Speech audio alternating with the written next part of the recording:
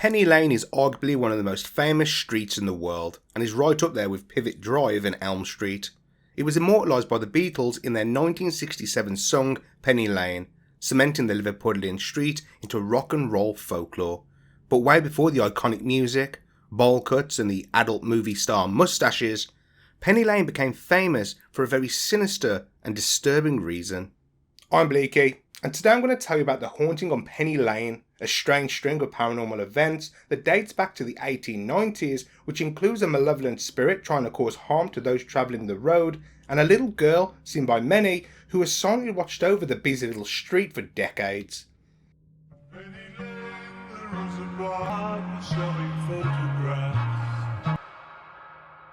Penny Lane, found in the South Liverpool suburb of Mossley Hill, was the inspiration for the Beatles song after it became a frequent haunt for John Lennon, Paul McCartney and George Harrison during their school years.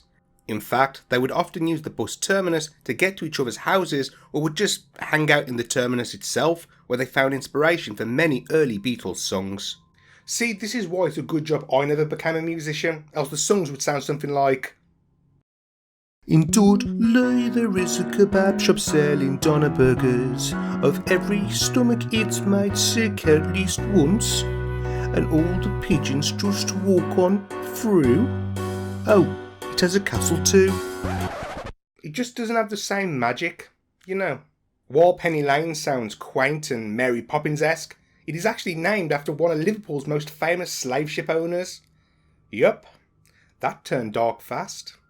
With a history that stretches centuries, it's no surprise that it has inherited a few spirits that failed to move on. The first paranormal events reported about Penny Lane were in the 1890s, when witnesses claimed that they saw a strange orb of white light surrounded by a blue aura hovering over a cottage on Greenbank Road in the dead of night that would gently glide down and move towards Penny Lane. The strange entity, which sent chills down the spines of those who witnessed it, claimed it would glide behind trees and vanish before reappearing a few minutes later.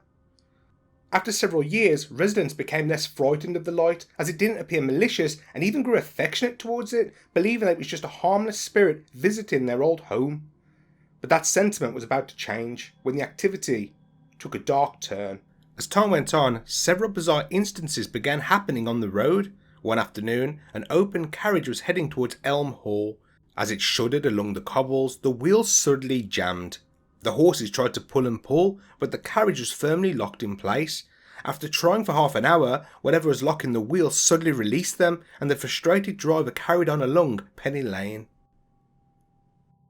While this could have been a job for some WD-40, the common consensus at the time was that the activity was unnatural, as there were no faults found on the axle or the framework of the carriage. The people of Penny Lane believed that it was textbook witchcraft, and that the strange orb of light may not have been as innocent as first thought. It had long been believed that witchcraft was practiced on the site in the past, with occult rituals and sacrifices putrefying the street's spiritual space ever since. Delivery drivers also ran into the same strange issue, with horses sometimes point blank refusing to travel along Penny Lane, which only cemented the fear that something dark was messing with them. Beer and milk also turned sour almost instantly after entering the street. Of course, this could have been due to the late deliveries, with the issues the drivers were having, especially during the warmer months, making them undrinkable. This strange string of events led people to revert back to the old world superstitions that the twisted spirit of a witch was terrorising the street. I'll wait for my local Weatherspoons to start using that excuse. What? Your pint tastes bad? It's the witch, mate. Bloody ruining our KPI she is. The suspected witchcraft continued for years, before eventually calming down when the light orbs stopped appearing. In the 1930s, number 44 Penny Lane began to get a reputation for being haunted, with those living there reporting loud thumps within the walls and floor throughout the day and night. As the months rolled on, the activity got worse and worse. One night, while the family living there were asleep, they were all awoken by the floorboards vibrating violently. They all burst into the living room and huddled together until the poltergeist activity stopped. The family hoped that it would be a one-off occurrence, but they were wrong. As the months rolled on, the bangs shook pictures off the wall, and the floorboards shaking every evening felt like an earthquake. Most disturbingly, screams were heard coming from somewhere in the building, but after investigating, no one was responsible. Understandably, the family were at their wits' end and decided to flee 44 Penny Lane, fearing that the spirit was becoming more powerful and was preparing to physically attack. Other families moved in, but they didn't last long after being terrorised by the violent noises. The haunting seemingly stopped during the Second World War, especially after 44 Penny Lane was damaged by a bomb, but this wouldn't be the last people heard from the angry entity. In 1955, a woman named Mrs. Hale was walking back home after visiting Timothy White's chemist at 41 Penny Lane. As she hurried down the street, she just happened to look up at 44 Penny Lane across the road, which was now being used as a greengrocer's by William G. Penny. To her surprise, staring down at her from the upstairs window was a young girl who was combing her long blonde hair.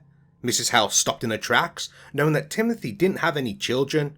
The child was just staring at her with a solemn expression, just combing her hair in a rhythmic fashion. Mrs. Hale raised her hand to wave at the girl, but the child simply vanished into thin air.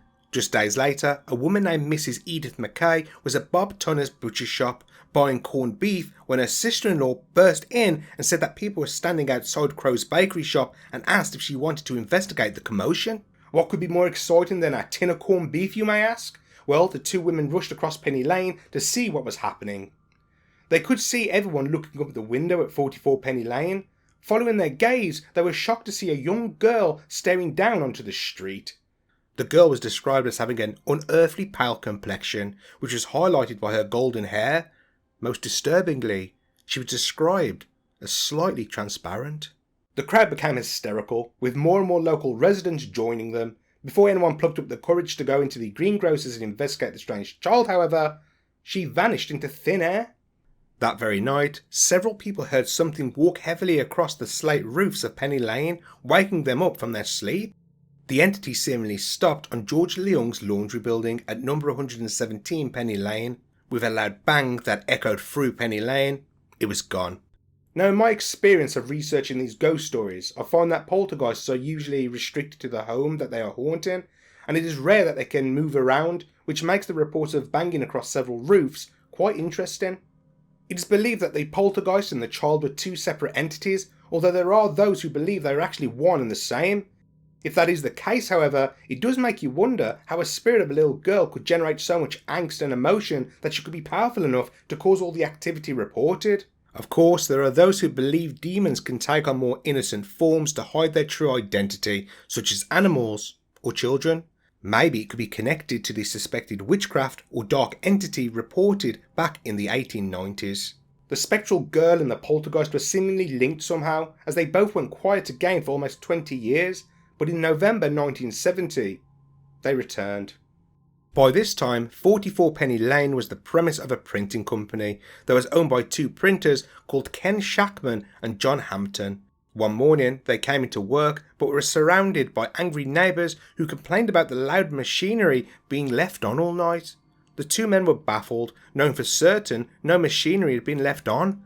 The men argued with the residents, with one of them saying that they peered into a window and saw a bald man leaning into one of the machines with his eyes closed. The two men looked at each other perplexed, as they knew the building was locked up. Believing that their shop could be haunted, they decided to spend a night in the building to record the activity. While the machines didn't turn themselves on, they did manage to record the sound of heavy footsteps walking through the property. Their curiosity only seemed to spur the spirits of Penny Lane on, as loud bangs and disembodied noises plagued the business for years after. On November 25, 1970, the Liverpool Echo began reporting on the haunting. The reporter, Chris Oxley, told readers that the police had been called twice due to the loud noises coming from the shop at night. In fact, one of the occupants of the next door apartments, Mrs. Jean Bruce, told them that she and her family were kept awake at night for nearly a fortnight. When the officer arrived on the scene, however, he told Shackman that he needed a priest, not the police. I wonder if the Vatican has like an emergency number. There has to be a dispatch somewhere for the Pope-mobile. The Bruce family apparently recorded the sounds of faint footsteps, whirring sounds, and two female voices through the thin wall, which were more active after midnight. Psychic researcher Tom Slemons also managed to collect a trove of accounts and sound recordings relating to 44 Penny Lane, but according to Slemons, they went missing from the radio station he was working at, including a photograph of the spirit with his head in the machinery. I mean, that's quite frustrating and just a tiny bit suspicious that all the evidence is now gone and was never backed up. Also, the account of the family fleeing the house in the 1930s doesn't show up in print before the 90s, after the focus on the case was massively publicised through the Liverpool Echo and through the work of Tom Slemon. It may have happened and the story was passed from word to mouth, but details shared this way can always be forgotten, changed or embellished, making it a more untrustworthy source. Putting yet another spanner in the works, it is believed by many who follow this case that the printers, Shackman and Hampton, had heard about the previous ghost stories and decided to hoax the haunting as a publicity stunt for their business, but I really don't know if that's true or not. So, was the street made famous by the Beatles truly plagued by a malevolent spirit and the ghost of a little girl? Or did paranoia, confusion, or just plain fiction snowball through the century and become the perfect publicity stunt for two printers and a way for some local residents to get attention? Let me know what you think in the comment section below. The ghosts of Penny Lane have been silent in recent years, but with its almost predictable 20 to 30 year hibernation, there is always a chance that they will return again one day. If you enjoyed this video and would like to watch more just like it, make sure to hit the subscribe button, ring the notification bell and give it a thumbs up. It's the best way to support the channel and it will mean that you never miss a future upload. And until next time, sleep well, friends.